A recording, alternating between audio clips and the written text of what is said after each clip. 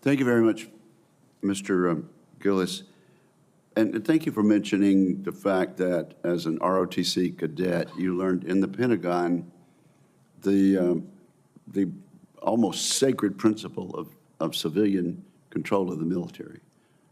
It's a tradition that goes back to George Washington, and it's part of the great foundation of our free society and the separation of powers. So thank you for mentioning that. I now move to a series of standard questions that this committee poses to all civilian nominees. And I guess I ask you to answer simultaneously yes or no, and we'll watch the head nods. Have you adhered to applicable laws and regulations governing conflicts of interest? Yes, Chairman. Yes, Senator. Have you assumed any duties or taken any actions that would appear to presume the outcome of the confirmation process? No, No, Chairman. no, Chairman. Exercising our legislative and oversight responsibilities makes it important that this committee, its subcommittees, and other appropriate committees of Congress receive testimony, briefings, reports, records, and other information from the executive branch on a timely basis. Do you agree, if confirmed, to appear and testify before this committee when requested? Yes, Chairman. Yes, Chairman.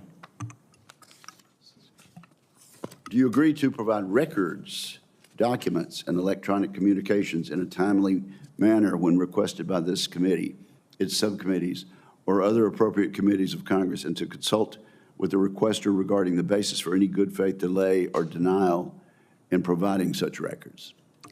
Yes, Yes, Chairman. yes, Chairman. Will you ensure that your staff complies with deadlines established by this committee for the production of reports, records, and other information, including timely responding to hearing questions for the record? Yes, Yes, Chairman. Chairman. Will you cooperate in providing witnesses and briefers in response to congressional requests? Yes, Chairman. Yes, Chairman. Will those witnesses and briefers be protected from reprisal for their testimony or briefings?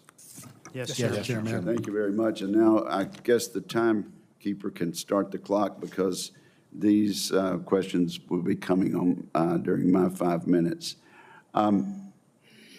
First question is about reconciliation. Much of the funding in the Defense Reconciliation Bill is unspecific because of House and Senate rules and will technically be at the discretion of the department, though the Congress will write specific recommendations for the funding items. A quick yes or no, which has received affirmative answer from each witness who has come before us this year. A quick yes or no question to each of you. Do you commit to follow the Congress's spending recommendations in the Defense Reconciliation unequivocally? Mr. Hurst. Yes, Chairman. Mr. Cow. Yes, Chairman. Mr. Dodd. Yes, Chairman. Mr. Ingram. Yes, Chairman. And Mr. Gillis. Yes, Mr. Chairman. Thank you very, very much. Now, Mr. Cow, let me explore with you. I understand from our previous conversation that you have read over the Forged Act, which I helped author. Is that correct? Yes, Chairman. And I hope you're enthusiastic about it. Let me ask you, of course, the idea is to make acquisition more modern, flexible, and effective for our warfighters. The Forged Act is designed to ensure that the program manager cannot be overruled by low-level career bureaucrats. If confirmed, would you would oversee Forged Act reforms, which are proposed to improve naval acquisition. How would you align authorities to get our acquisition programs back on track? Thank you for that question, Chairman. We need acquisition reform. I mean, the way the military has been working is not working, and that's why we are falling short on ship and submarine production. And if confirmed, I plan to oversee this and make sure that we are on track and that we don't have any impediments on acquisitions and shipbuilding. Let me give you an example. The technical warrant holders in charge of design and engineering led to numerous change orders on the Constellation-class frigate that reportedly reduced its design commonality with the parent ship which started out at 85%, down to just 15% in common. This is not untypical. Can we count on you to combat this and to get us back to where we need to be? Yes, Chairman. Just like we discussed in your office, there is ways for us to keep those tech warrant holders accountable. Thank you very much. Now, Mr. Gillis,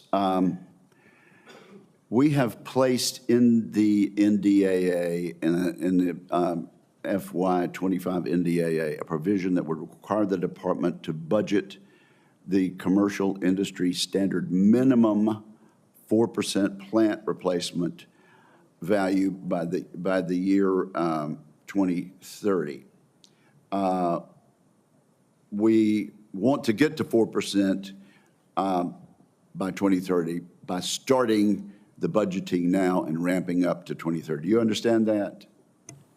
Yes, Mr. Chairman, I do. Okay, we've led the charge on this, and you know, there's so many needs out there that all 5 of you have outlined, that this gets ignored over time.